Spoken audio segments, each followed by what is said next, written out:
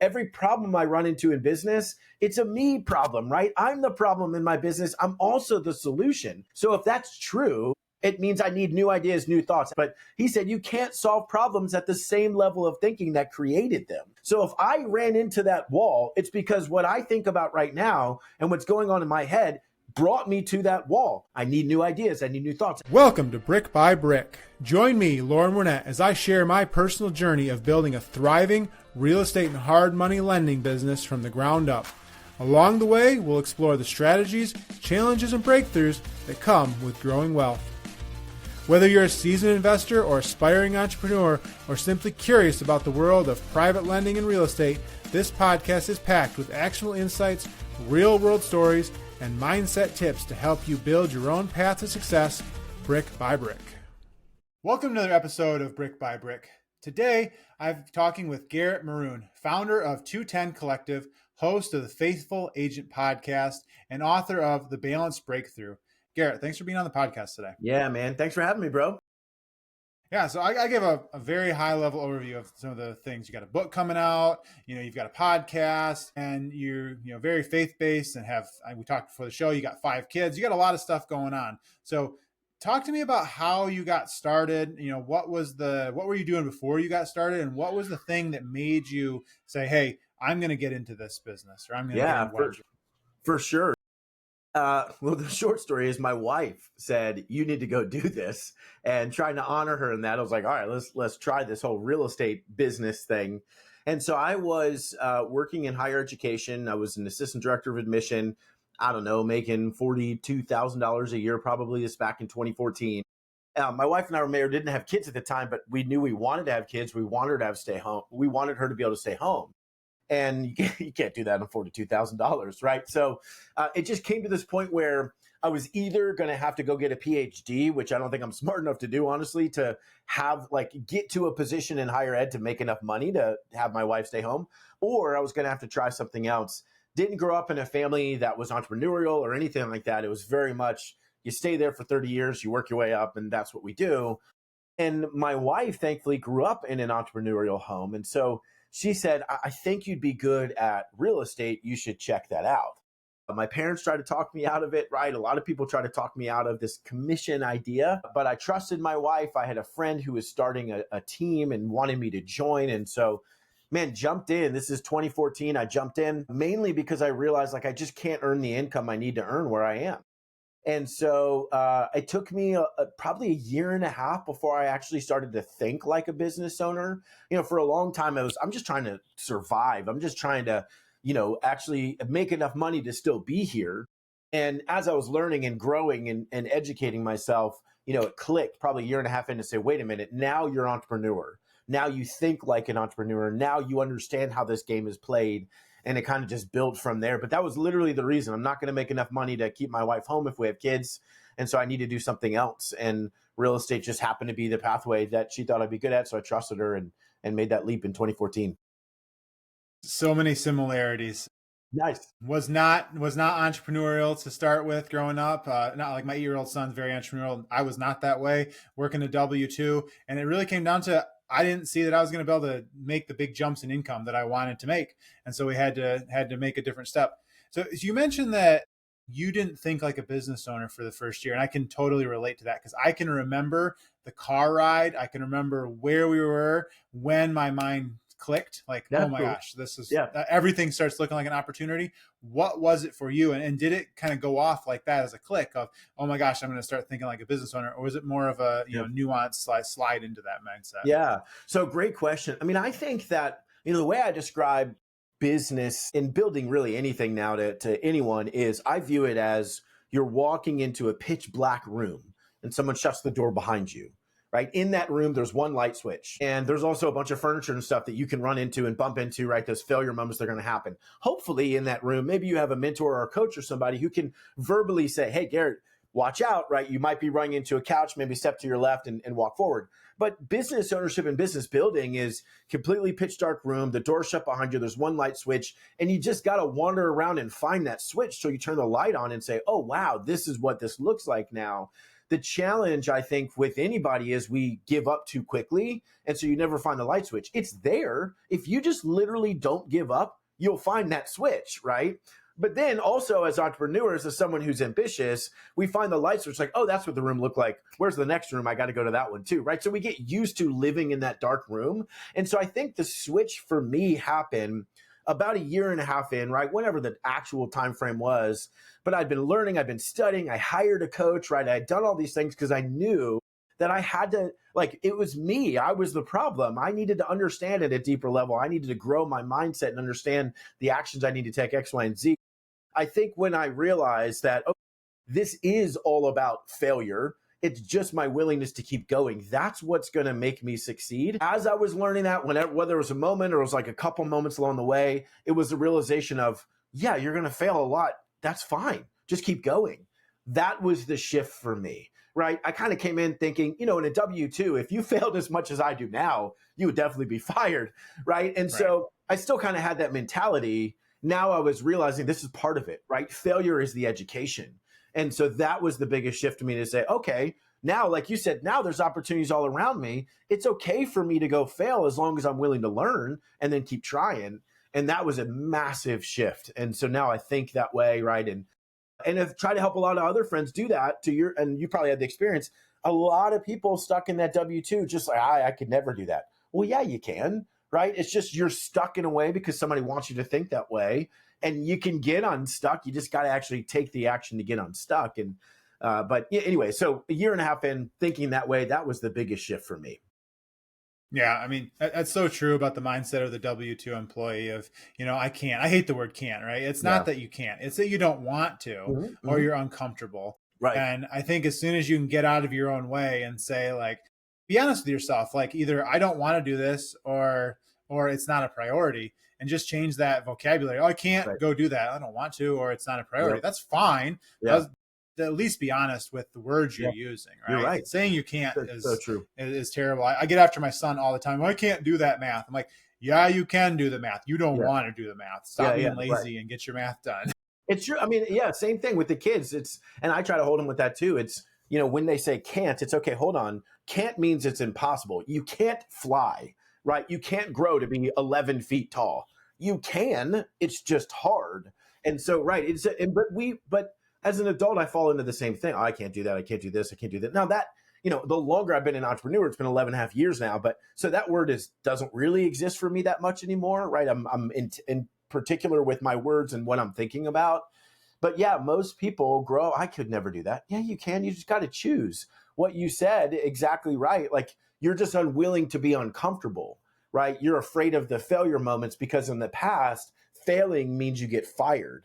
Well, that's not true anymore when you're an entrepreneur, right? And so it is a massive mental shift that is probably the hardest part for being an entrepreneur, right? Is will you stick around long enough to have the mental shift and then everything changes from there? Yeah, no, that's 100% true. 100% true. So let's take a step back. So when you say your wife wanted you to get into real estate, like real estate is a huge category. What specifically did she push you into? Did she want you to buy rentals, become a realtor? Like what was the niche that she pushed you into? And is that the niche that you're still in today? Yeah. So real estate selling, I was a sales agent is what she wanted me to get into. So I would say I'm still in it sort of, right? So now I've got the business that effectively, thankfully, has an operator and it runs almost exclusively without me. And it still brings in really good income. And so that's a huge blessing. So from there, it's given me the space to create other opportunities for income, right? From a coaching and revenue share business to this book that I'm writing, right? To speaking opportunities. And so I built that business. I stayed there long enough, right? So for about 9 years, I was pretty hardcore in building that sales business and then finding the operator who I could hand it to and give him that business, let him run it. Now I can go start to create, extra streams of income and just layer on top of that, right, new opportunities that exist. So yeah, it's been in the sales category hardcore for 8 to 9 years, somewhere around there. And now it's shifted into adding on new opportunities. Yeah, it makes sense. So when I think about like new people getting into business, right, there's like these stages, like new person that doesn't want to take the first step, and then they take that first step, and then you have this time frame of hustle, right? You become this hustler, and the people that then move to or get to the level where they can move out of that often struggle to move out of the hustler mindset and into the actual business owner mindset, where they are delegating and giving control to other people. Did you struggle with moving out of that hustler mindset, or were you already kind of out of it and just trying to find a way to get to the business owner stage of your seasons of life? Yeah. So you're absolutely right. I thought, right, that I could just be a real estate agent and then become a business owner. And it's like, Brick by Brick is such a good name that it was just like the next step. Oh my gosh, that wasn't true. I mean, it's an entirely different skill set, right? An entirely different skill set. Now, I have always, for whatever reason, had the mentality of delegation and want to bring people in. I like community building, all those things. And so I always wanted people to be involved and wanted people to come in and be in my world. But I didn't understand it from a leadership perspective, right? I didn't understand. And I went to school and studied leadership, right? That was my minor. And yet it wasn't tactical. It wasn't practical. There was no real understanding of what was happening. So, it was a massive shift, a massive learning and new education. And I didn't get it. I left the real estate team I had started on about a year and 9 months after I joined, started my own. So immediately hired my first agent on my team, immediately hired my first full-time assistant on Craigslist. No way, Loren. I mean, I had no idea what I was doing. That was a terrible decision, but I didn't know what I was doing. I thought, oh, I'm good at this, right? Selling real estate. I assume then I'll be good at building a business and running a business. That was not true at all. And so it really was a realization, a wake-up call of saying this is completely different. And then I had to pay attention and say, oh, there's a bunch of new skills I need to go add to myself. How do I do that? And so, yeah, it's significant difference, in my opinion, on, actually being in this job or in this role. You're in self-employed, you're a business owner, quote unquote. Not really. When you're just a solo agent running around, when you actually shift to managing people and workflow and all the things, totally different skill set. Yeah. So going to that. So do you think that if you had known all the skills you needed to take that next step, that you would have taken the next step or would have been scared off? Or do you think that because you were ignorant of those next step, it gave you the courage to move into the next step and then you had no choice but to figure it out? Man, great question. I've never thought about that, but I would say you're probably right because I didn't know better. It's not just that I didn't know better. It's that I was naive to think it's not going to be that different. And so definitely ignorance, and said, all right, let's go do it. If so-and-so can do it, I guess I can do it too. Yeah, I've never thought about that. It's such a good question. It has to have been ignorance. I would not have done it if I was fully aware of how hard it was. Probably would have just stayed as an agent and just sold on somebody else's team and try to make as much as I could. Praise God that didn't happen, right? But yeah, definitely the ignorance say like, oh, I can probably do this too. Yeah, no concept of what it was going to be. Yeah. I love the phrase, if so-and-so did it, I can do it too. Because that means that I fell into that mindset a long time ago. It started with like building things. I've always been very, handcrafty building stuff. And like, oh, if somebody can build a bed frame, I can build a bed frame. Yeah. No idea what I'm doing, right? Figure it out. And you just kind of bumble your way through it until you figure it out. Perfect example of your light switch story, right? Although I think of businesses, if you ever played, that old video game. Anyway, basically it's like StarCraft. Right, where you get a map, and it's like where your thing is, and then everything else on the map is black. Right, that's what business is. Where you are now, you can see very clearly, and then as you explore the map more, you find all these lanes of visibility. But there's still things that you don't know. Yeah, right. That's good. Great old school reference. First of all, I love that game. Right, takes me back. But you're right. That is absolutely what it is. You don't see anything beyond you because you don't know what's beyond you. And so, yeah, there is ignorance to say, well, whatever, I'll go up, I'll go left, I'll go right, which direction will I want to go? And you have no idea what's coming. And that's the fun part now, right? I think that was the scary part then. But when you get used to that and you kind of get comfortable living in the darkness, right, not knowing what you're about to walk into, in my opinion, that's kind of fun now. It keeps it interesting. And that's where most people get afraid because it's, well, I don't want to walk in that dark room. I don't want to go to, I know what this looks like. I don't want to go anywhere else. That's why 95% of people will never be a business owner, right? And so there is, you agree, you had the moment too. There is a moment where something unlocks in your brain. And if it doesn't, that's when people say, I can't do this. And they go back to a normal job. If you stay long enough, it'll unlock. And when it does, the entire world looks different, right? To your point, love that analogy. The map brightens up and you don't see everything, but you see more than you did before, and you become less afraid of the darkness. And that's huge. Right. And the way to short cycle that is to hire a coach or a mentor, right? They already can see the map, and so they can tell you what to do. And so I'm a big proponent of coaching and mentorship, and it sounds like you are too. Absolutely. Give me some examples of how hiring a coach or how hiring a mentor has improved your business or improved your life. Oh my gosh. I mean, there's so many. The business is a game of my brain versus your brain, right? I mean, that's literally what it comes down to. And so having coaches or mentors or people around you that can keep guardrails up, right? Like as an entrepreneur, I think one of the greatest things about how an entrepreneur's brain works is we have thoughts and ideas constantly, right? It's also the most dangerous thing because we can go after everything. We can be doing all the things all the time. And without, if you have diluted focus, you have diluted results. Well, I still struggle with that. But if I didn't have coaches, if I didn't have mentors who would challenge me and say, why are you doing this? Literally happened yesterday, Loren. So I'm on a call, with one of my coaches. And I said, hey, I'm thinking about restarting this and building that and doing this and X, Y, and Z.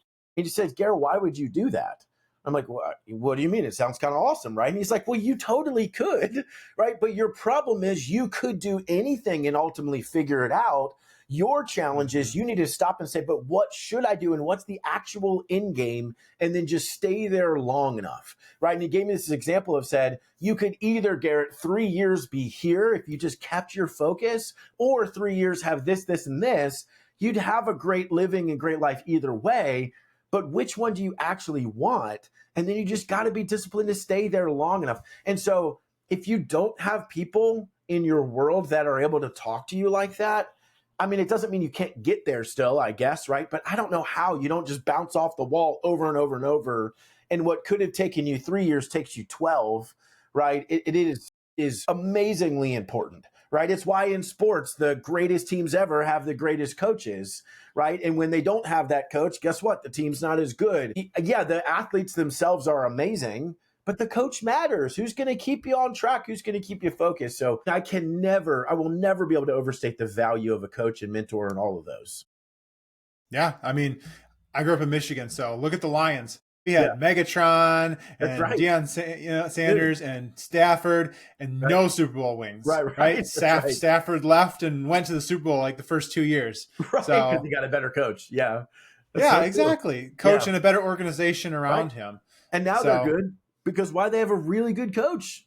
Detroit came back. They've still got good players, but it doesn't matter how good the player is without the coach. So I think absolutely that I hired a coach 3 months into starting a business, right? Becoming an agent. I didn't make money for 5.5 months. So I'm in the red and I'm struggling. I'm losing money. But I remember coming to my wife and saying, I finally believe this is a game of my brain versus their brain. And I need someone who's going to help me learn the things I need to learn, who's going to help me learn that quicker, who's going to tell me what matters, what doesn't.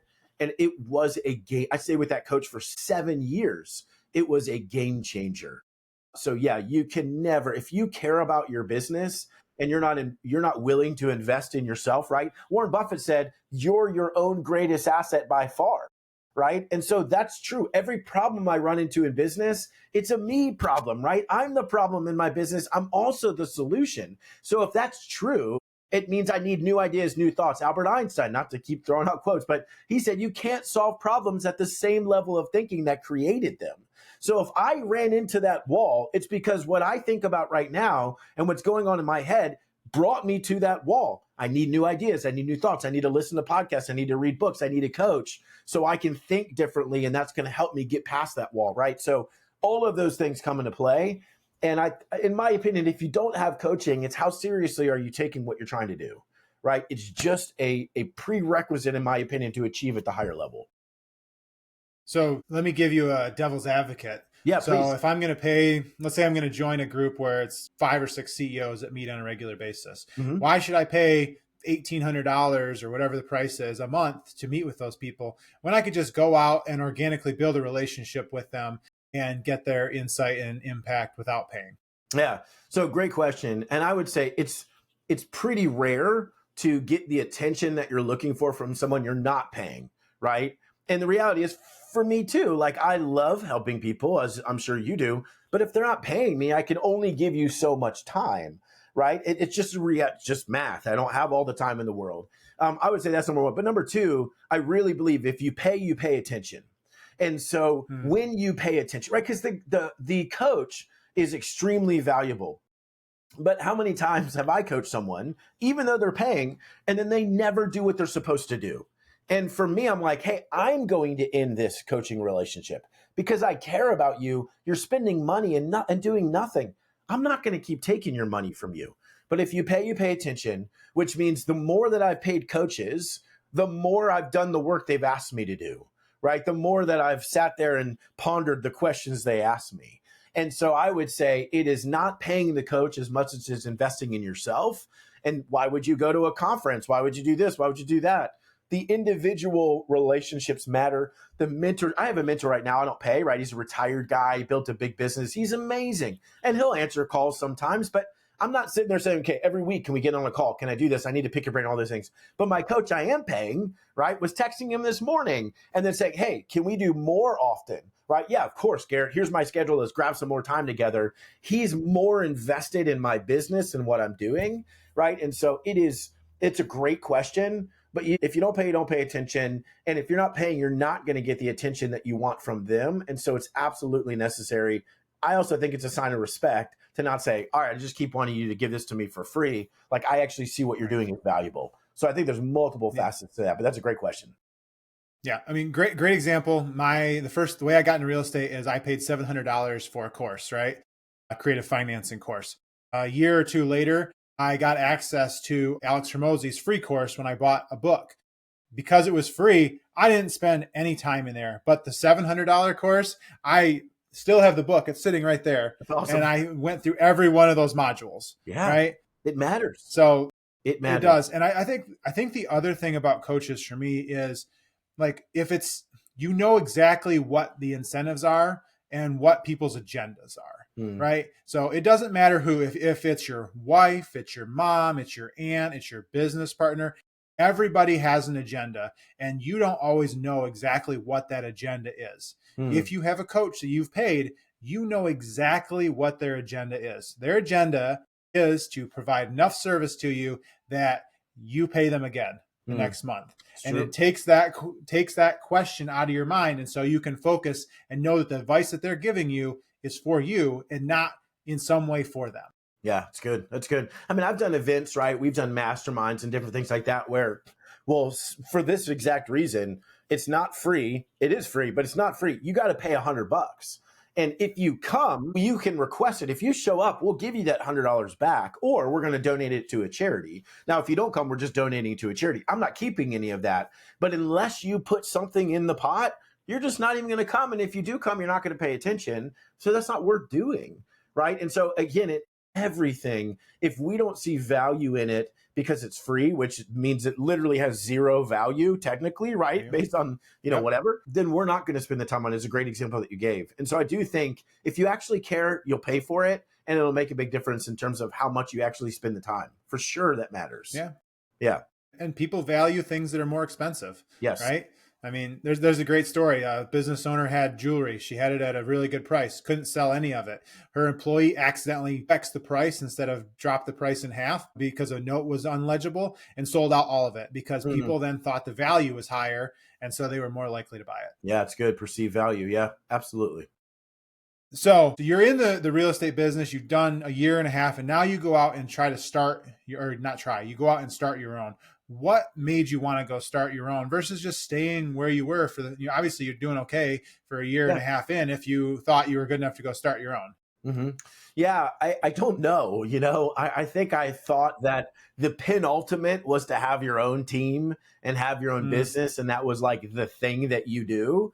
And I was So the status thing, maybe? yeah, I was 28, 29, maybe at that point, and thought, all right, I want to have my own thing. I want to have my own brand, my own name, all the things.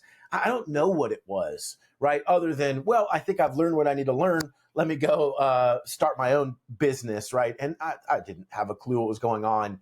But going out and starting my own, which was the greatest decision I could have ever made, right? Because I think that, at least I've found this in my career, is if my back's against the wall, which it was then, I operate really well. If I'm at the peak of the mountain, operate really well. If I'm somewhere in between, which unfortunately is most often where I am, that's really hard, right? I'm kind of stuck. I'm kind of just doing things, not really building, not really losing, right? But I just keep winning the same way.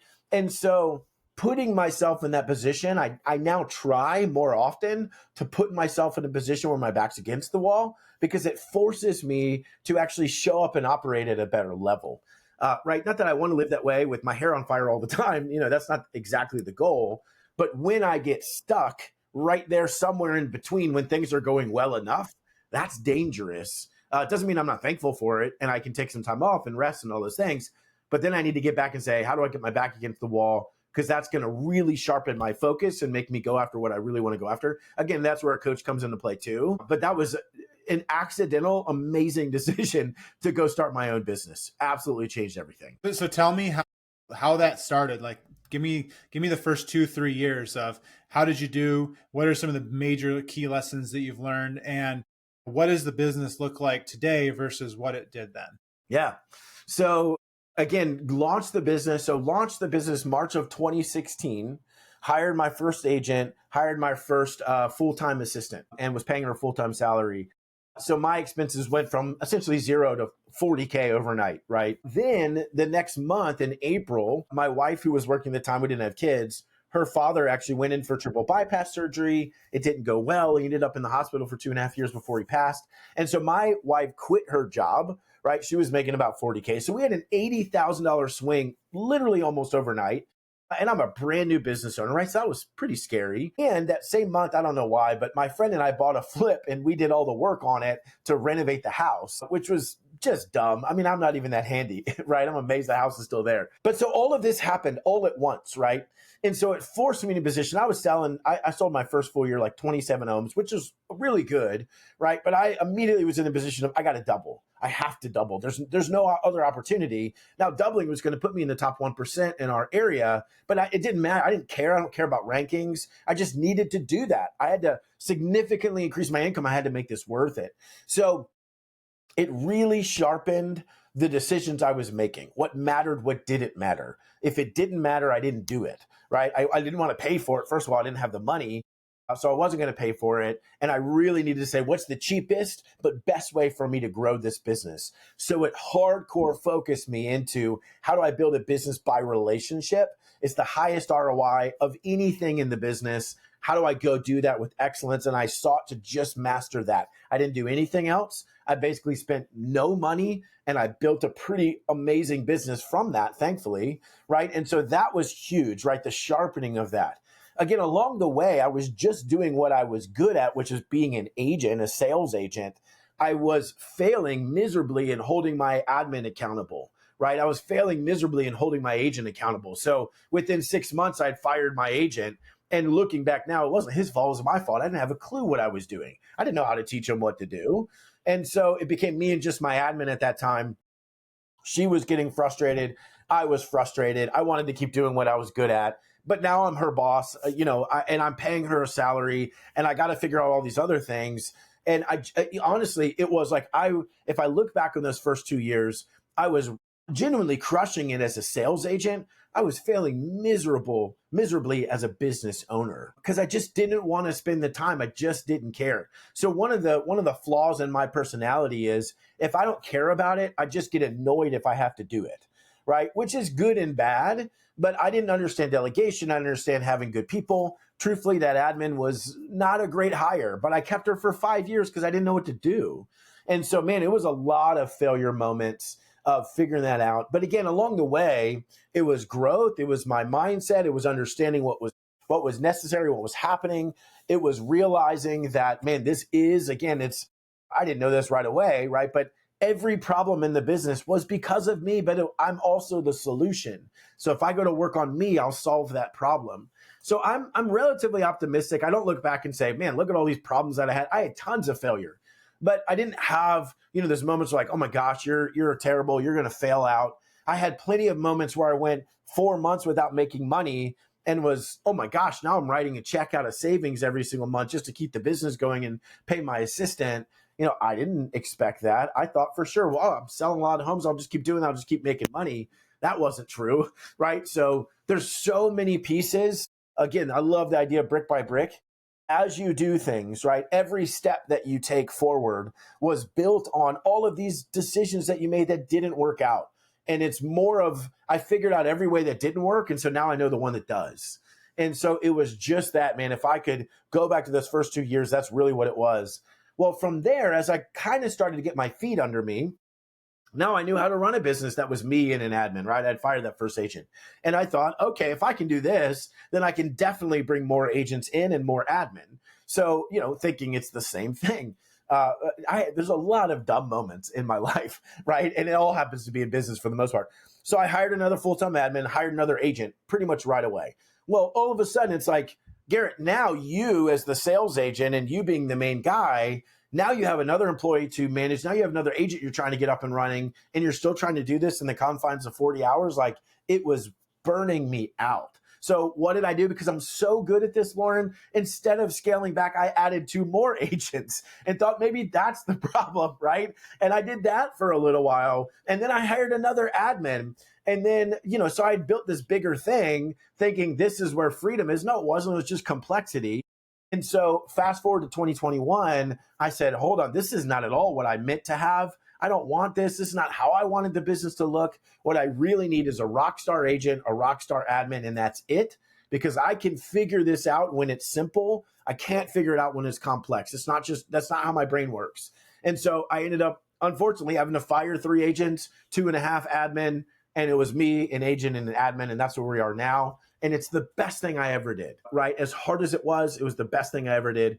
All of those failure moments were just me making bad decisions, thinking this is what everybody else is doing. This is what it's supposed to look like. And it's just supposed to be this hard. It is hard. It's still hard. But I thought I had to go into this position where I was uncomfortable. I hated it, but whatever, this is business. That wasn't true for me. And so when I finally figured out I want it to be simple, that's when everything started to shift and gave me the freedom to think clearly and all those things. So yeah, lots of iterations of it, me trying to figure out what it was going to look like and finally landing there after 8 years, finally landing there.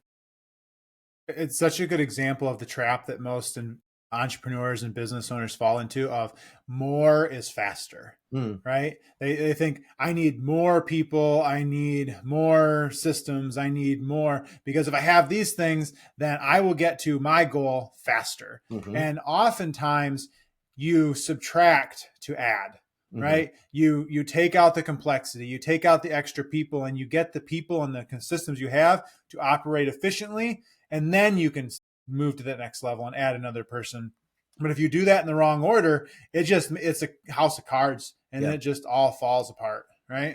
What I didn't realize too, which I agree 1,000%, I didn't realize how much of a difference there was between an A+ talent on your team and a B or C+ talent, right? I just thought it's my fault. I need to motivate these people. I've got to figure this out.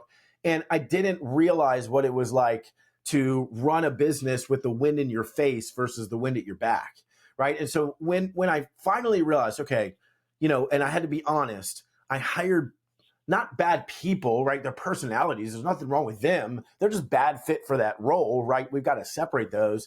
But when I finally realized that and said, man, I got to go find an A+. And to find an A+, I got to give him an A+ opportunity or give her an A+ opportunity.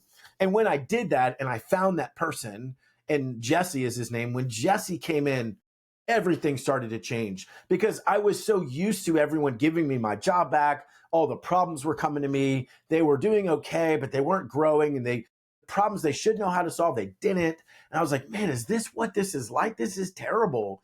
When I finally got the A plus, that was he came in, wanted to grow. He was pushing me, right? He was bringing problems, of course, because he was new. He was trying to figure it out. But over time, it was, hey, I don't need your help. He would tell me, we have a great relationship, but he would tell me, hey, it's better. I would try to get involved in something going on, and he would message me directly, be like, hey, you don't need to worry about this, right? It's actually just going to complicate everything. I've got it. Like, he'd stiff arm you. He'd stiff arm you back. Yeah, right, exactly. And it's like, wait a minute, is this what talent looks like?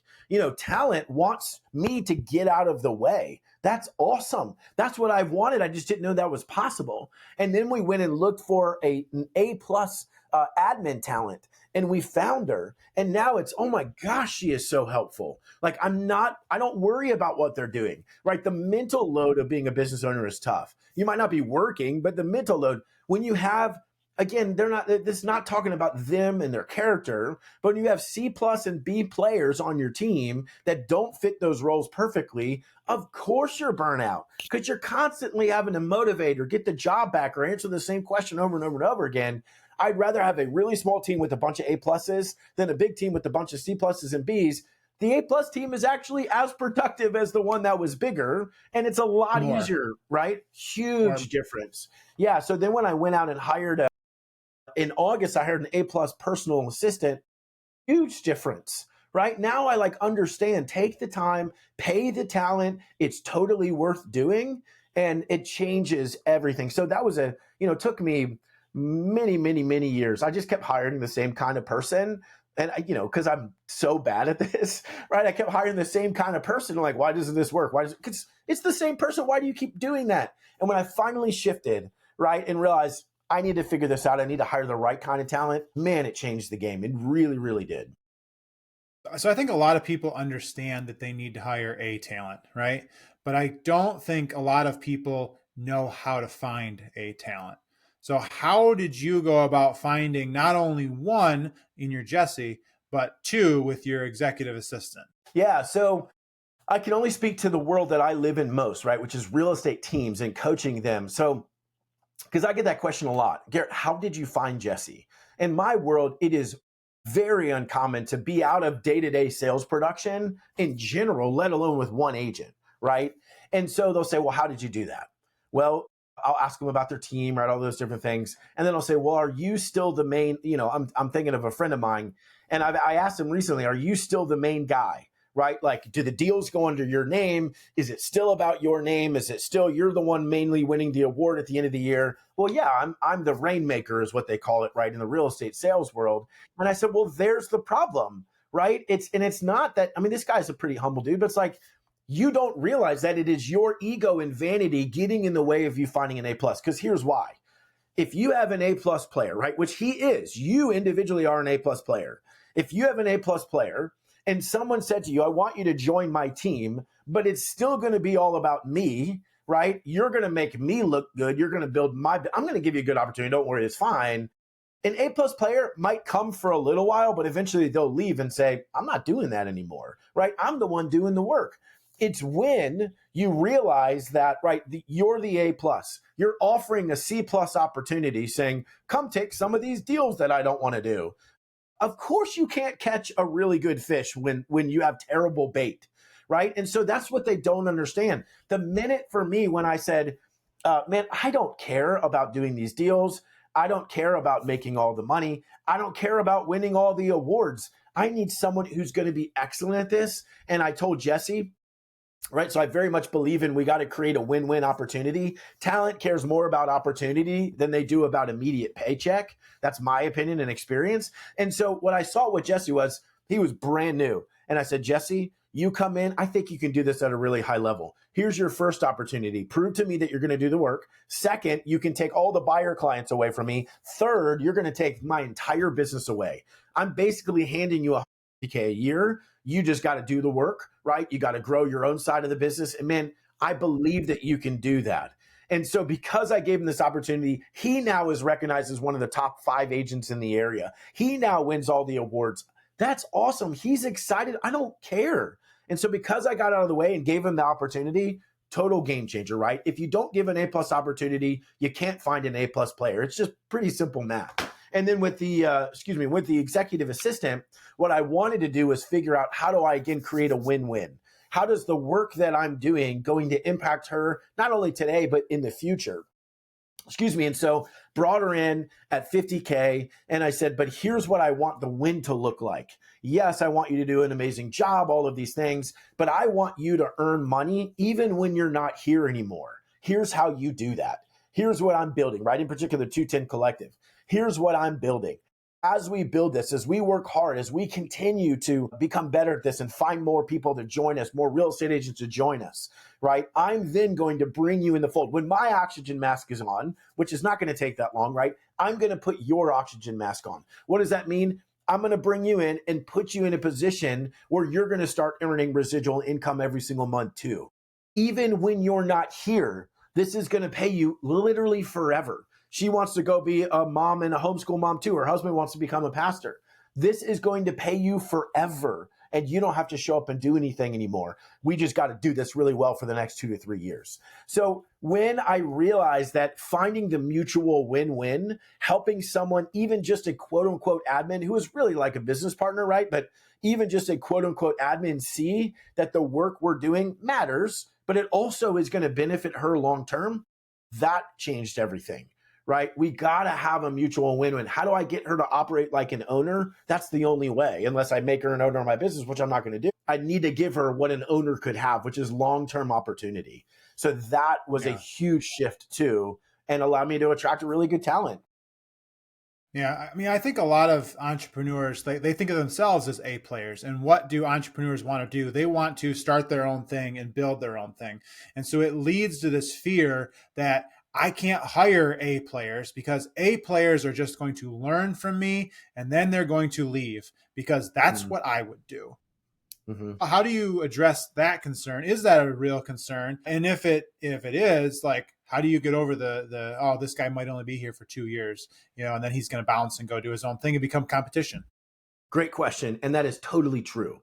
So first and foremost, what I learned early on was I'd rather be the king maker than the king.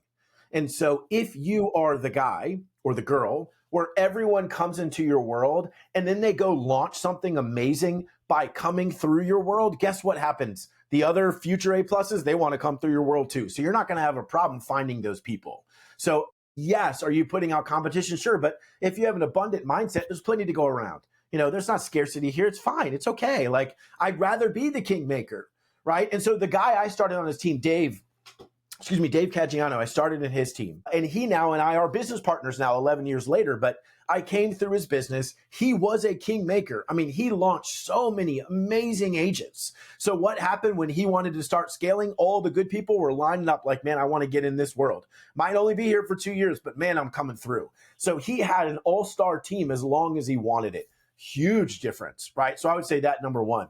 Number two is what I had to learn was it is a flaw in my thinking to assume that everyone wants the same thing that I do, right? So I was very worried on with Jesse. He's an A-plus player. He's clearly wants what I want, which is he wants to be the owner. He wants to do this. He wants to. No, he doesn't. He's told me so many times, Garrett, I don't want to own it. I don't want to write out a check to our assistant every month. I don't want to worry with payroll. I don't care about that. I just want to do what I want to do it really well, and I don't want to have a ceiling. Great. Let's do this together. So it is a flaw that everyone's going to want to own something. I think what they want is the freedom to build as big as they want. And as long as you're not in their way, they'll stick around. Of course, some people are going to leave. That's fine. But again, if you continue to have C plus B talent come through, that C plus B talent is not going to do super well in your world. And they're going to leave too, right? Or you're going to get stuck with a bunch of people who honestly, you don't want all of them. And so that's not good either. And if you're not a kingmaker, then what are you? And so, or queenmaker, right? Now you've got all these B talents that leave your team. And what do? I mean, it was fine working with Garrett, but like, it wasn't amazing. I didn't sell a bunch of homes or I didn't make a lot of money. So what do you think the A plus talent sitting next to them is going to say? Oh, well, then I don't want to go there either. So it's just a flaw in the thinking, right? It's this scarcity mindset of what if they leave and become competition? Great. you're going to get all the other good talent. And guess what? When the A plus goes into the market, the C's and the D pluses who shouldn't be there in the first place, they end up leaving. It's not that I want people to fail, but they leave because they're like, guess what? There's not anything left for me. There's plenty left for you. You'll be okay. It's just a different mentality. And I also think, last piece, that agents in my world, right, employees, they know when you're holding them with a closed fist. And they're like, this guy just doesn't want me to grow anymore, right? He wants me to stay here. I met with an agent literally last week, Loren, at this local company. She's an amazing real estate agent, sells a ton of houses every year. She realized she paid $300,000 to her broker last year. Stupid, right? I paid $16,000. And so, but she didn't even realize that. How did she start realizing it? She was sitting down with her broker, this leader, right? She's paid them 300 grand. It's insane. She is an A++. And the broker is saying, her name, I'm not going to say her name, but she's trying to figure out, how do I build this business bigger? Well, the broker's giving her this advice that doesn't really benefit her at all, right? And so this agent comes to me and she says, Garrett, I had this weird meeting with the owner of this company, and can you help me like process this out, right? And she just said, I didn't even know how much I paid her until I looked afterwards. I'd paid her 300 grand, but I got into this meeting and all I felt like was she wasn't trying to help me grow. She just wanted me to stay where I was. And I realized later when I looked at it, because her model is she makes way more money me sticking around than me actually growing, because then I'll look around and say, hey, I don't want to be here anymore. And for her, she said, I don't want to be here anymore because of that, right? It's counterintuitive, right? I get it. But when you try to hold your people in place, the best ones will leave anyways. And the ones that don't, you'll eventually want them to leave. And when they do, they're going to talk bad about you. So go hire the A+. That's fine. They'll either stay or they'll leave. And guess what? You'll get another one. That's okay. Love it. It's so good. I know I want to talk before we run out of time here. I want to talk about your new book. You just have a book come out. Tell us, what it's called and what's all in it. What we can expect. Some of these nuggets that you're giving us today. Yeah. No, thank you. So it's called The Balanced Breakthrough: Winning at Work Without Losing at Life. And the concept is, right, you have 4 kids. I've got 5 kids. The concept is it really begins with the idea of the whole story starts with, I was at my grandmother's funeral a year and a half ago, and I'm standing there looking at her headstone. Next to her is my grandfather. Next to him is my great-grandfather, Harvey Reidinger. Didn't know anything about my great-grandfather. All I knew, literally at that moment, was the year he was born, a dash, and the year he died, right? And it hit me. The dash represented his entire life. What did he spend that dash on? And as I'm driving home, it was 4 hours away. As I'm driving home, I'm sitting there thinking, that's going to be me one day too, right? Not to be morbid. That's just, if you don't know, that's how this ends, right? And so the dash is going to be your life. How do I want to spend that dash? And what I realized on that drive is I had gotten caught in the pursuit of what the industry told me mattered. Make more money, sell more houses, have a bigger rankings, all the things. And what I in turn realized was it was actually keeping me from the very life I wanted, which was more time to be dad, more time to be with my wife. I was in pursuit of the industry scoreboard, not in pursuit of what the definition of success was to me individually. And so it starts there. How do we redefine what winning looks like? Because the newsflash is it's not just about how much money you make and how big your business is. And if it is, and that's who you are, that's okay. Don't buy the book. It's not going to jive with you. That's fine. This is about, at the end of my life, right? It's not going to say Garrett sold 1,000 houses and made $1 bajillion and had a big real. It's not going to say any of those things, right? What is it going to say? And am I in pursuit of that? So like part 1 of the book is let's just redefine what winning looks like. Let's keep score in our own way, right? Part 2 is the equipping. So specifically for entrepreneurs, real estate agents, business owners, anyone who is in a world where they got to grow and build and sell things, right, to anybody, is equipping them with what I call the PDA formula. I won't go into all of it, but how to build a predictable, profitable business that aligns with who you are, right? So there's too many of, again, another Albert Einstein quote. He said, if you judge a fish by its ability to climb a tree, it will live its whole life believing it's stupid, right? In business, there are a ton of fish who should be swimming, but they're climbing a tree because someone told them along the way that's what they should do, right? And they're like, I don't know why this is not working really well. I don't know why I feel burnt out all the time. It's because you're working literally against your own natural superpower. That doesn't make sense. We got to reclaim that. We got to figure that out. Build a business that is authentic to you. It's going to be more profitable, more predictable. You're going to enjoy it more. And at the end of the day, it's still hard. You're still going to be tired. I am too. But you're going to not be burnt out all the time, and you can show up well to the people that matter. And then the last part 3, is more about the intentional achievement of that, right? So what I call the hierarchy of attention. And so we have our organizational charts, but do we have a hierarchy to say, are the people that should get the best attention from me? Doesn't mean the time, right? I spend more time at work than with my kids sometimes, right? Unfortunately, it's reality. We're building something. But for me, it's the Lord, it's my wife, it's my kids, and then it's my work. And so it's just looking and saying, did I give the best of my attention in that order? And if I gave my wife a 5 out of 10, which unfortunately I do a lot of times, we've got a lot of kids, I've got a business, right? All those things. I get to pause and say, okay, but she deserves this quality attention from me. What can I do next week to make it a 6?